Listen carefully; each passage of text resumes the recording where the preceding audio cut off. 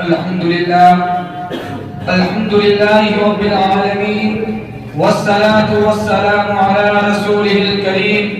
أما بعد أعوذ بالله من الشيطان الرجيم بسم الله الرحمن الرحيم إنما يخشى الله من عباده العلماء صدق الله العظيم اسٹیج پہ بیٹھے ہوئے علماء اکرام اور مہمان اعظام اور میرے عزیز رفقا، آج میں ان یارانہ راسخہ شہیدان عشق و وفا واریثان بلال اور عشاق نبی کے تذکرے کی سعادت حاصل کر رہا ہوں، جن کا قلب و جگر نبی کے عظمت سے معمور تھا، جن کا دل عشق نبی سے شرسار تھا، جن کے چہرے پر عزم و استقلال کی کرنیں جلوہ فگن تھی، جنہوں نے اہل جہاں کو عشق نبی کا درس دیا، صنف انسانی کو محبت کا پیغام سنایا، جنہوں نے امت کو نبی سے درس دیا، جنہوں نے امت کو نبی سے پیار کرنا سکھایا، جنہوں نے امت کو عشق نبی کا طریقہ بتایا، محبت نبی کا راستہ دکھلایا، جن کو دنیا علماء دیوبند کہتی ہے۔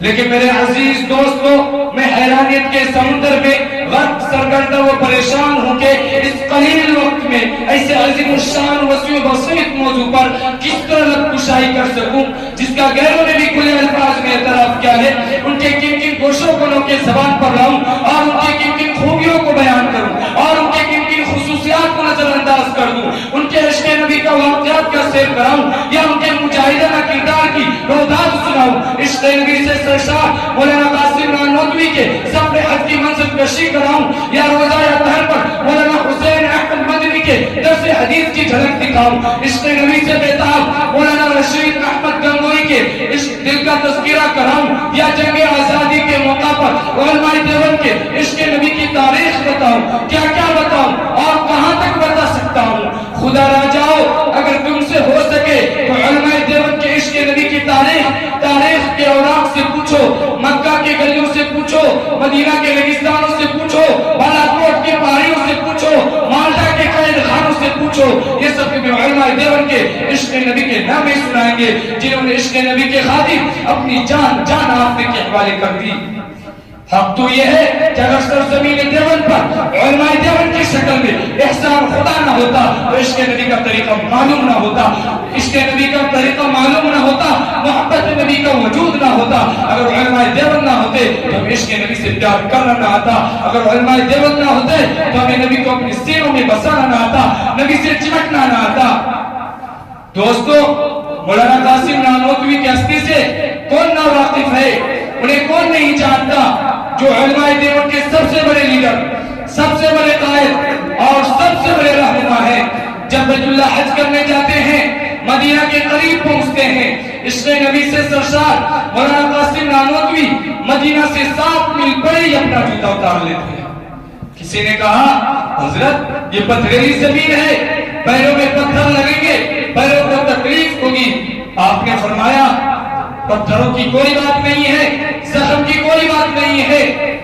میں جوتا اس لیے اتارتا ہوں کہ شاید آج سے 1400 سال پہلے اس سرزمین پر رسول اللہ کی نبوت والے قدم آئے ہو، نانوتوی کا گستاخ جوتا کہیں رسول اللہ کے قدموں پر نہ آ جائے۔ اللہ اکبر، کیا عشق رسول تھا! عشق رسول کا سبب علماء دیوبند کی جماعت نے دنیا کو دیا۔ اگر قاسم نانوتوی اور رشید احمد گنگوئی کا قافلہ ہندوستان کے سرزمین پر نہ ہوتا تو خدا کی قسم عشق رسول کا معنی سمجھانے والا کوئی نہ ہوتا۔ دوستو،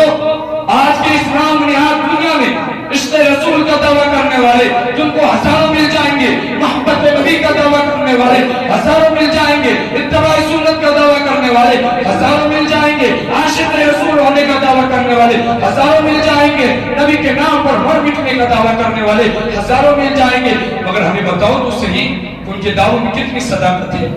ان کے دعووں میں کتنی سچائی ہے، ان کے دعووں میں کتنی حقانیت ہے، ان کے دعووں کا علمبردار کتنے عاشق رسول ہیں۔ کیا ان کی زبان سے اتر کر ان کے دلوں میں بھی کوئی اثر ہے؟ کیا وہ ماں کی طرح اپنے دعوے میں سچے ہیں؟ نہیں اور ہرگز نہیں، یہ اپنے دعوے میں کبھی سچے نہیں ہو سکتے، یہ جھوٹے ہیں، یہ مکار ہیں، یہ فریبکار ہے، یہ عوام کو دھوکہ دینے والے ہیں، ایمان کو سودا کرنے والے ہیں۔ اس لیے کہ اگر عشق رسول نام ہے اس کا کہ جو چاہے قبروں پر چادر چڑھا لے، جو چاہے قبروں پر بتیاں سلگا لے، جو چاہے قبروں پر ناچ گانا قوالی کی محفل سجا لے، جو چاہے جھوم کر نبی کی تعریف کر لے، جو چاہے نبی کی تعریف میں چند اشعار کر دے، اگر عشق نبی اسی کا نام ہے تو ایسے عشق نبی کو ہم تمہارے منہ پر مارتے ہیں۔ ہمیں عشق رسول چاہیے حجت الاسلام حضرت مولانا قاسم نانوتوی کی طرح، ہمیں عشق رسول چاہیے قطب عالم حضرت مولانا رشید احمد گنگوئی کی طرح، ہمیں عشق رسول چاہیے بانی تبلیغی جماعت حضرت مولانا الیاس کاندھلوی کی طرح، ہمیں عشق رسول چاہیے شیخ الہند حضرت مولانا محمود حسن دیوبندی کی طرح، ہمیں عشق رسول چاہیے شیخ الاسلام حضرت مولانا سید حسین احمد مدنی کی طرح، ہمیں عشق رسول چاہیے حکیم الامت حضرت مولانا اشرف علی تھانوی کی طرح۔ اللہ تعالیٰ ان سب کی قبروں پر سے ایک رحمت نازل کرے جو نبی کے سچے دیوانے تھے، جو عشق نبی سے بھرے ہوئے تھے۔ میرے عزیز دوستو، مولانا الیاس کاندھلوی جیسا عاشق رسول کون ہوگا؟ وہ تبلیغی جماعت کا بانی تھا، تبلیغی جماعت کا آدمی تھا اور رسول اللہ کی سنتوں کا عاشق تھا، دبلا پتلا انتہائی عاجز روح کے سامنے والا۔ جب تبلیغی جماعت کے پہلے پیغام کو لے کر پانی پاک پہنچا تو لوگوں نے ان کو تھپڑ مارے، وہ گر گیا۔ وہ شاید تو کہنے لگے لوگوں ایک دفعہ مسجد جانا ہوگا، مسجد میں جا کر نبی کی بات سننی ہوگی۔ انہوں نے مارے کھائے، تھپڑ کھائے، مارے کیوں کھائے؟ اس لیے نہیں کہ وہ بہت کمزور ہو گیا تھا، اس لیے نہیں کہ بے اور مددگار تھا، بلکہ مارے اس لیے کھائے کہ کملی والے نے طائف کی گلی میں مارے کھائی تھی۔ اگر کملی والے طائف کی گلی میں مارے نہ کھاتے تو خدا کی قسم الیاس کبھی بھی لوگوں کی تھپڑیں نہ کھاتے۔ ہاں مسئلے کے دیوبند سے تعلق رکھنے والا ہر شخص نبی کا سچا عاشق ہوا کرتا ہے، نبی کے نام پر اپنے آپ کو قربان کر دیا کرتا ہے۔ ذرا تحقیق اٹھا کر دیکھو، ایک دو الیاس نہیں سینکڑوں الیاس تمہیں ایسے مل جائیں گے جنہوں نے عشق نبی کی خاطر اپنی جان آخرت کے حوالے کر دی۔ دعا کیجئے کہ خالق السماوات والارض ہم سب کو نبی کا سچا دیوانہ بنائے، آمین۔ وآخر دعوانا ان الحمد للہ رب العالمین۔